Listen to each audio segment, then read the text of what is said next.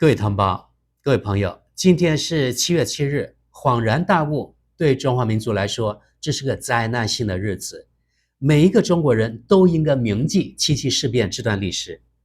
但因为这不是历史节目，这里就不深入了。就在今天，打开德语主流媒体都对日本获准往太平洋倾倒核废水这事件进行了报道。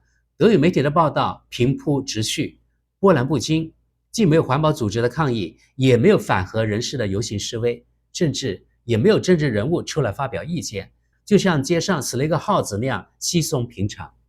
当我看到这个新闻时，脑海中立即浮起这样的问题：假如是中国某核电站爆炸了，假如是中国往太平洋倾倒核污染过的废水，西方会怎么评价中国呢？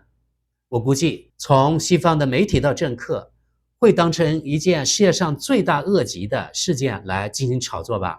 西方媒体可能会不间断地做各种各样的报道，西方政客呢一个个可能站出来抨击中国，也可能西方这些国家还召开一个什么紧急会议，制定一系列制裁措施，每一个反核的 NGO 环保组织等等纷纷登场抗议谴责，一定会把中国的政治制度也数落一遍。总之，只有邪恶的中国才会不顾地球人的安危，往人类共有的海洋倾倒核废水。当然，国际原子能机构也给日本人相当于吃了个定心丸。本人不是核科学家，不知道是否这核废水真的像什么国际原子能机构说的那么无害。如果真是这样，日本人应该把这核废水留着给自己当饮用水饮用，对不对？或者说日本可以出口日本其他地区的食品，而留着这福岛地区的核食品留着他们自己吃，或者把这食品呢全部出口到台湾去，不是更好吗？这样皆大欢喜，外国人吃着也放心。总之啊，德国对日本倾倒核废水的双标令人刮目相看，而日本人的无能与无耻又刷新了我对日本人的认知。好，各位朋友，我们来看看德国民进周刊的报道。冷却水入海，中国因福岛加强对日本食品的控制。日本想把毁坏的福岛核电站的冷却水排入大海，中国对此作出反应，对食品进口的控制将变得更加严格。在南朝鲜，这一宣布导致了恐慌性购买和绝食抗议。由于日本计划将福岛核废墟的冷却水倾倒入海，中国也宣布对日本食品实施更加严格的进口管制。中国海关当局表示，将加强对进口食品的100%检测，并严格检查相关证明文件。此外，将继续维持现有的来自日本47个县中的10个县的食品进口禁令，其目的是防止受放射性污染的日本食品进入中国。周二，国际原子能机构负责人拉斐尔·格罗西在访问日本时，批准了在海里的处置核废水。他的机构的最终审查报告说，日本的计划符合国际安全标准，中国批评了这份报告。中国海关总署指出，国际原子能机构审查报告的评估者之间意见不一。格罗西在接受路透社采访时说，他听到了1-2个评估者的担忧，然而这些问题并没有直接向他表达，而且报告在科学上是无可挑剔的。在福岛第一核电站，由于地震和海啸的影响，2011年发生了核反应堆融化，它仍然必须用储存在水箱中的水进行冷却。根据运营商东京电力的说法，现在储存空间已经不多了。在倾倒核废水之前，它被处理过，该系统可以过滤掉62种核元素，除了放射性同位素氚。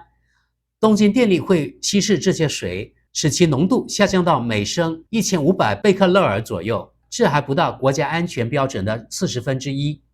根据日本政府的说法，日本关于氚的释放的门槛是每年少于22万亿贝克勒尔，这比其他国家要严格得多，包括中国和南朝鲜这2个邻国。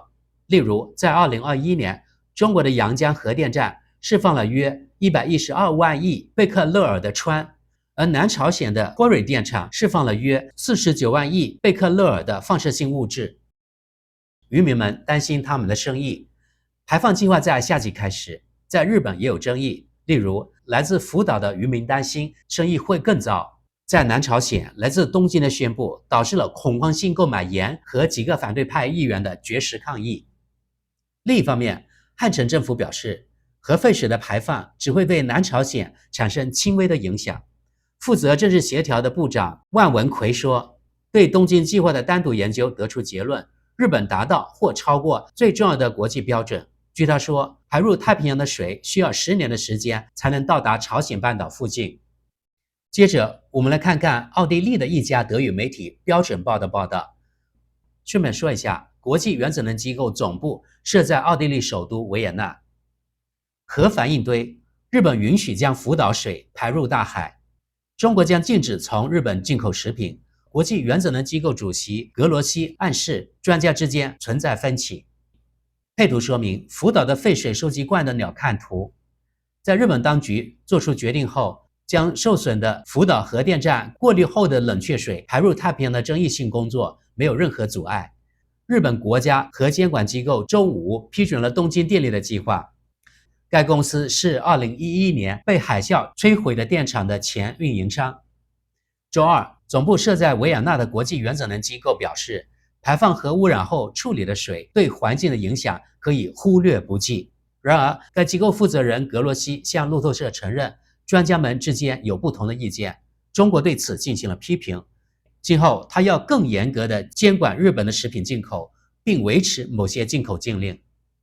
超过100万吨的核废水，日本希望将超过100万吨的核废水排入大海，并强调它将遵守全球适用的安全标准。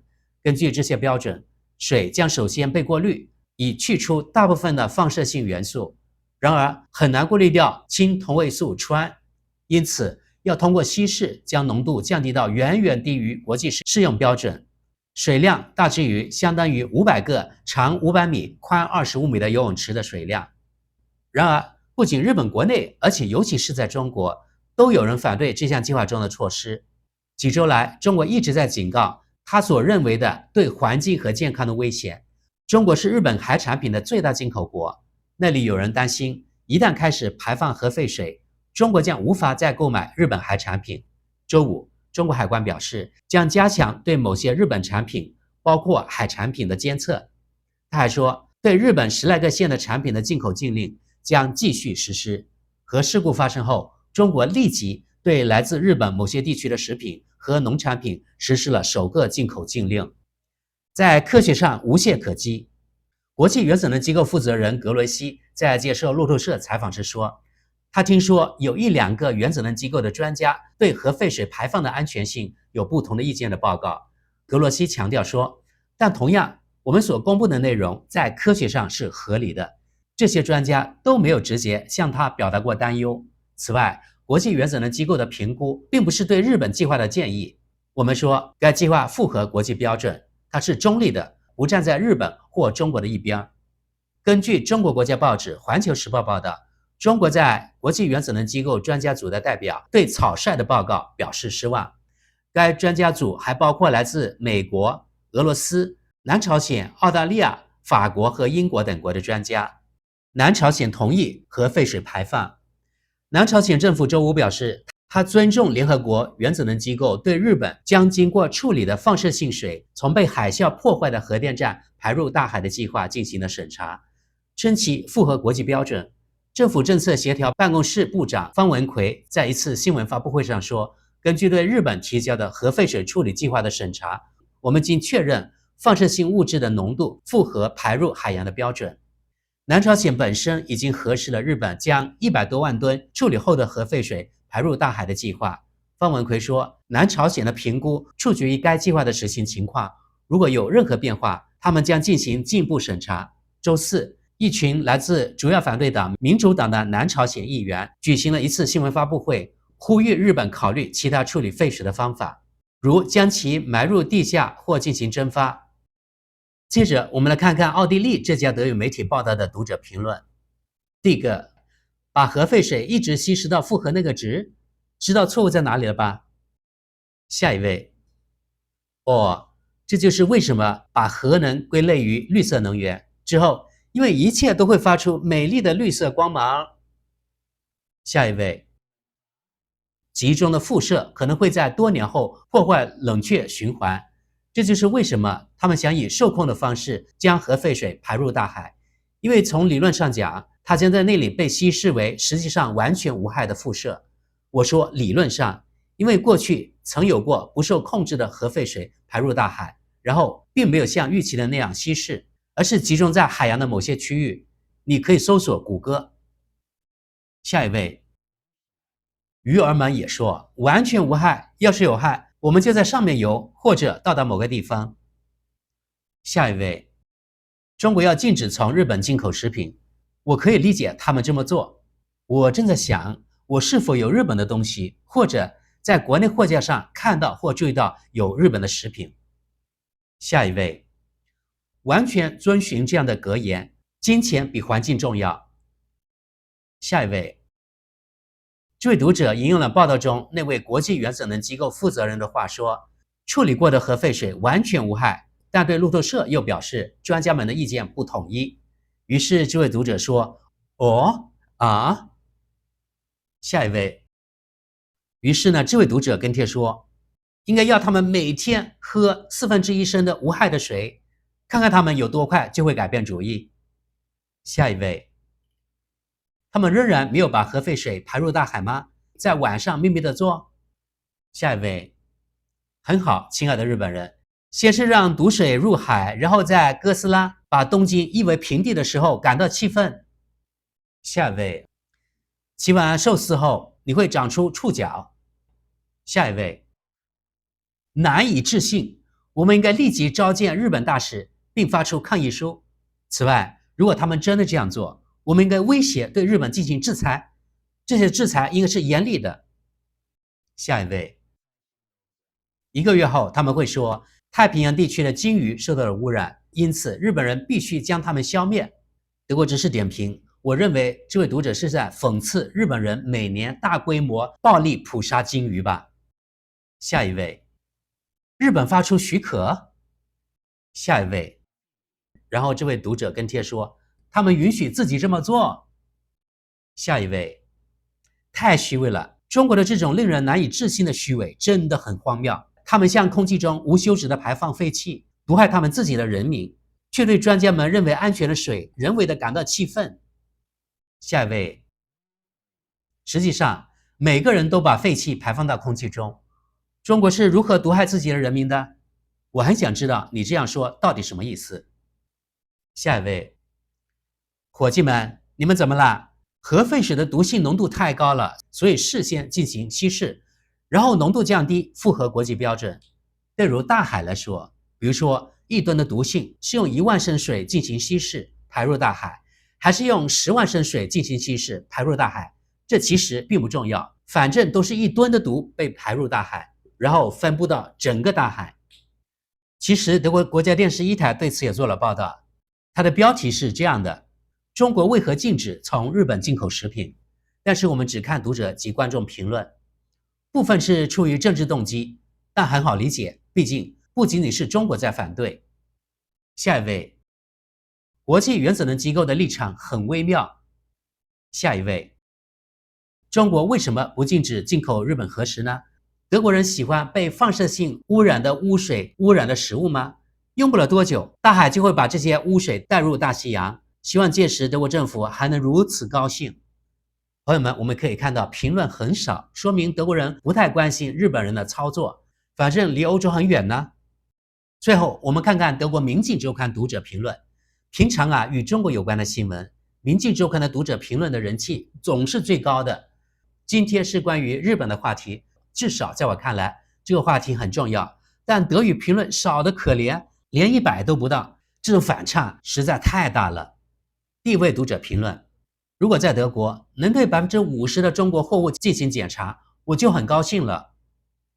下一位，是呀，那么所有的有毒垃圾也会被整理出来。下一位，每个人都可以自由决定购买中国的商品或者不买。下一位，如果核废水是无害的，可以引入日本的饮用水网络呀。下一位，按照中国的标准，来自日本的略带放射性污染的食品仍将是真正的健康之泉。同时，喝一杯新冠啤酒，它真的存在。德国知识补充，拜托德国媒体让德国人认为所有来自中国的东西都是垃圾或者质量差。这些年，由于特朗普免费为华为做广告，以及越来越多中国高科技产品为人所知，加上中国电动汽车在国外越来越火，德国人的观点慢慢在改变，但这位读者的评论还是对中国满满的恶意。另外，新冠病毒在德语中可以用 Corona 这个词来表达，而恰好在国际上有一款啤酒的品牌叫 Corona， 甚至呢卫浴产品也有这个牌子，所以他说喝一杯 Corona 啤酒，这里他有调侃的意思。下一位，所有来自中国的食品都是不好的，无论它在哪里和如何生产。在我看来，这种观点非常简单化，相当符合民粹主义那一套。下一位，中国食品确实是世界上控制最差的食品之一，特别是有大量的食品是假冒名牌产品，如烈酒、葡萄酒和啤酒，但基本上所有的进口产品都有。这些假货中有些几乎无法辨认，具有高度毒性，每年在中国造成许多人死亡。下一位，这很有意思，中国人呢，他们有完全被污染的河流和以前的牛奶污染丑闻。虽然连专家都说日本有针对性的排放净化的冷却水是完全没有问题的，但一些鱼应该是有问题的。下一位，中国人在吃之前会思考，我们总是在所有东西都吃了很久之后才召回问题产品。下一位，中国给你这种印象已经不仅仅是天真了。下一位，把中国与思考联系在一起，不，中国是一个冲动的国家，他们也只看到和听到中国允许的东西，在大多数情况下是如此。又是这位读者，我已经注意到这个用户的名字了，他经常在关于中国的报道里面发表评论，而且永远都是仇恨中国的言论。今天他的评论是这样的，具有讽刺意味的是，恰好是中国食品应该不惜一切代价的避免，而且对健康有危害，但因为中国国内局势完全紧张，中国现在比以往任何时候都更需要政治力量。下一位，中国人其实很理性的呀，那里排放的水是经过过滤和净化的，唯一不能被过滤掉的是氚，而这并没有问题，大约是国际标准的1/40。下一位，整个事情也是中国当局的一个理性决定，但不是因为存在食品被污染的危险，而是因为这可以在政治上被利用，对历史宿敌日本的恐惧担忧可以再被煽动一次。从中国政府的角度来看，这甚至有很大的意义。德国之士点评，又一次推理，民进周刊的读者非常意识形态，对中国的负面情绪很严重。这本是关于日本往海里排放核废水的报道和废水的报道，评论区却变成了对中国的讨伐，这也太变态了吧！好像没见任何人哪怕怀疑日本人的动机，更别说批评日本的做法了，真的对德国人很无语。各位观众，你们怎么看呢？